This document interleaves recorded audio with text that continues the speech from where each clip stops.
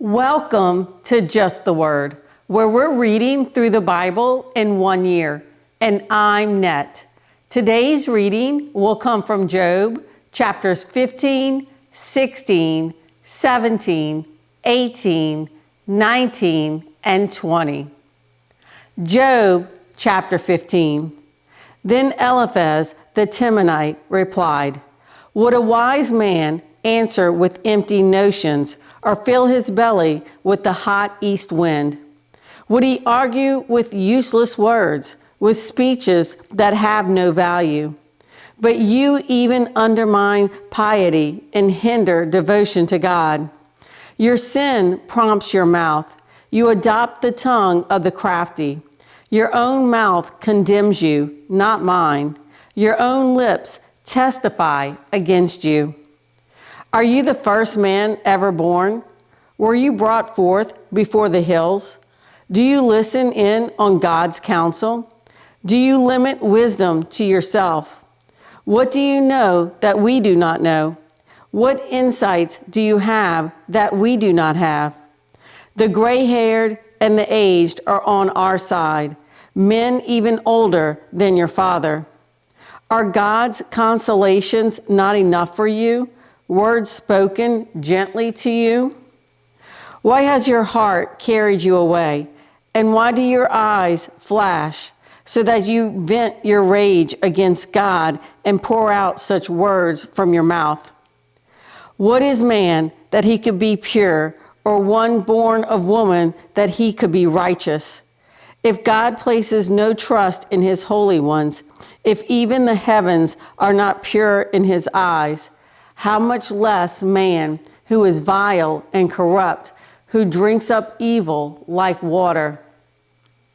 Listen to me, and I will explain to you.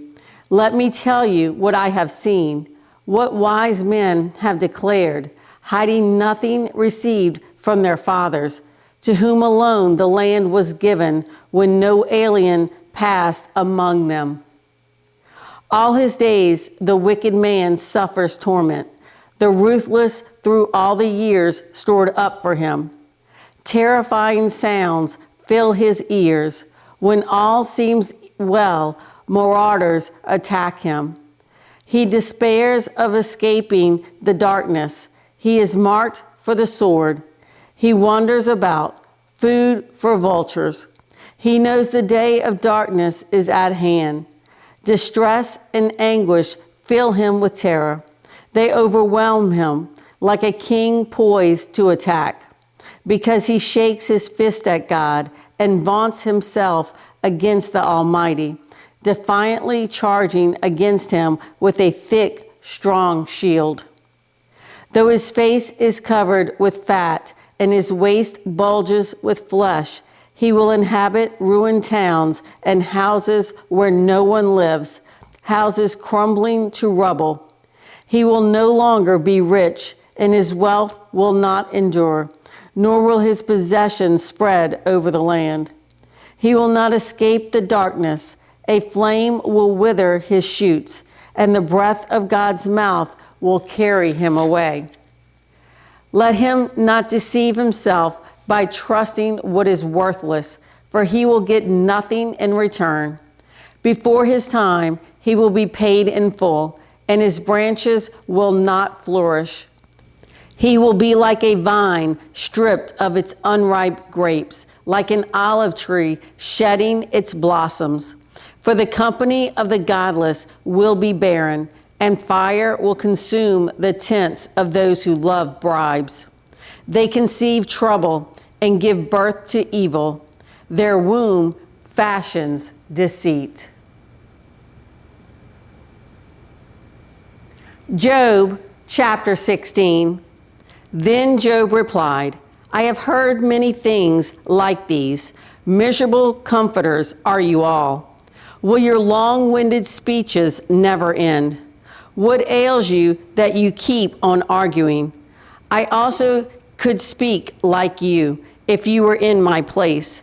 I could make fine speeches against you and shake my head at you, but my mouth would encourage you. Comfort from my lips would bring you relief. Yet if I speak, my pain is not relieved, and if I refrain, it does not go away. Surely, O God, you have worn me out. You have devastated my entire household. You have bound me, and it has become a witness. My gauntness rises up and testifies against me. God assails me and tears me in his anger and gnashes his teeth at me. My opponent fastens on me his piercing eyes. Men open their mouths to jeer at me. They strike my cheek in scorn and unite together against me. God has turned me over to evil men and thrown me into the clutches of the wicked. All was well with me, but he shattered me.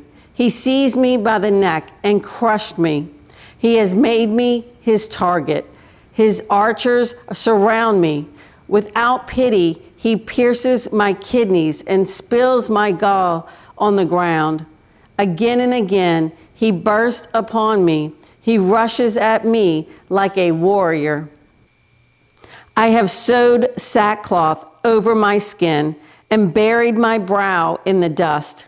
My face is red with weeping. Deep shadows ring my eyes. Yet my hands have been free of violence, and my prayer is pure. O earth, do not cover my blood. May my cry never be laid to rest. Even now, my witness is in heaven. My advocate is on high. My intercessor is my friend as my eyes pour out tears to God. On behalf of a man, he pleads with God as a man pleads for his friend. Only a few years will pass before I go on the journey of no return. Job chapter 18. Then Bildad the Shuhite replied, "When will you end these speeches? Be sensible, and then we can talk. Why are we regarded as cattle and considered stupid in your sight?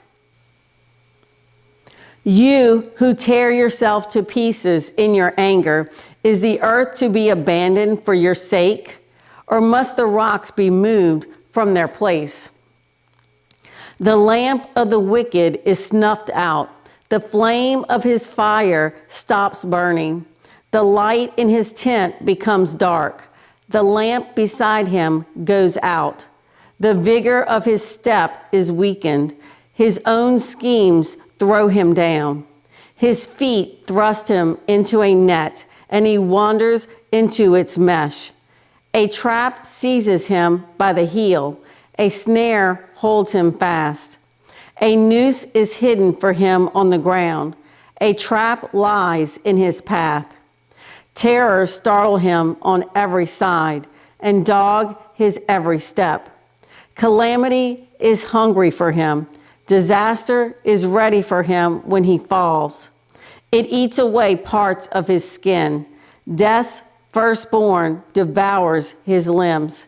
He is torn from the security of his tent and marched off to the king of terrors. Fire resides in his tent. Burning sulfur is scattered over his dwelling.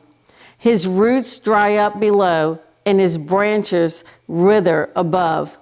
The memory of him perishes from the earth. He has no name in the land. He is driven from light into darkness and is banished from the world.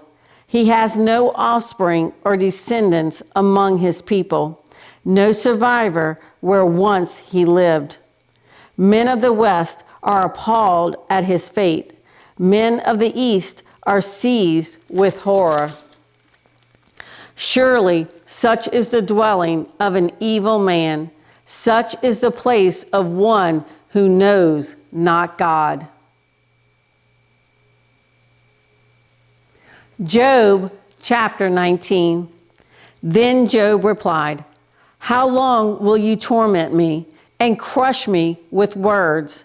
10 times now you have reproached me. Shamelessly you attack me. If it is true that I have gone astray, My error remains my concern alone. If indeed you would exalt yourselves above me and use my humiliation against me, then know that God has wronged me and drawn his net around me. Though I cry, I've been wronged. I get no response. Though I call for help, there is no justice. He has blocked my way so I cannot pass. He has shrouded my paths in darkness. He has stripped me of my honor and removed the crown from my head.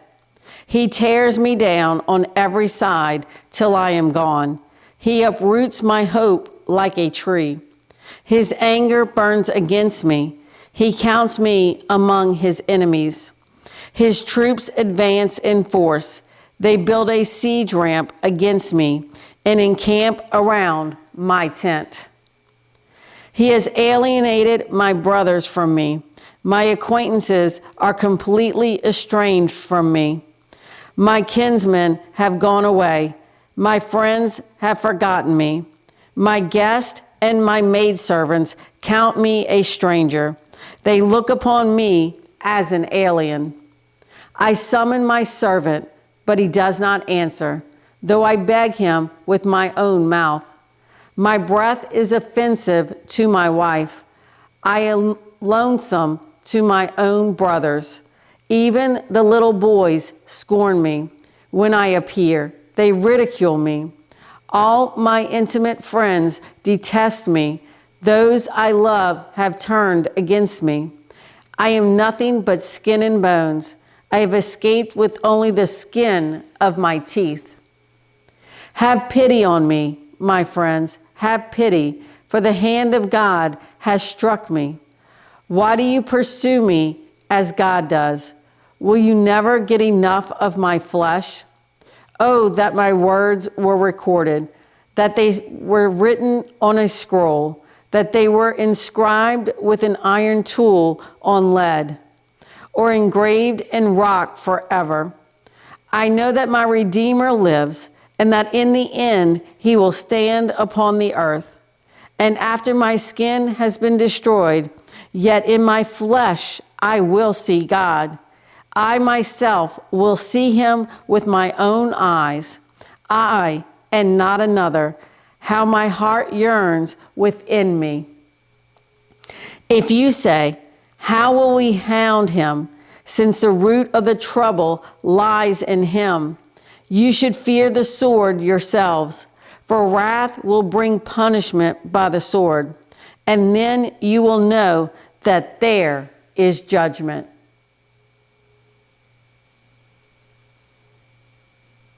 Job chapter 20. Then Zophar the Naamathite replied, my troubled thoughts prompt me to answer, because I am greatly disturbed.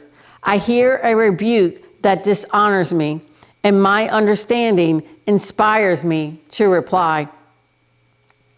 Surely you know how it has been from of old, ever since man was placed on the earth, that the mirth of the wicked is brief. The joy of the godless lasts but a moment. Though his pride reaches to the heavens and his head touches the clouds, he will perish forever like his own dung. Those who have seen him will say, where is he? Like a dream, he flies away, no more to be found, banished like a vision of the night. The eye that saw him will not see him again. His place will look on him no more. His children must make amends to the poor. His own hands must give back his wealth. The youthful vigor that fills his bones will lie with him in the dust. Though evil is sweet in his mouth, and he hides it under his tongue, though he cannot bear to let it go and keeps it in his mouth, yet his food will turn sour in his stomach. It will become the venom of serpents within him. He will spit out the riches he swallowed.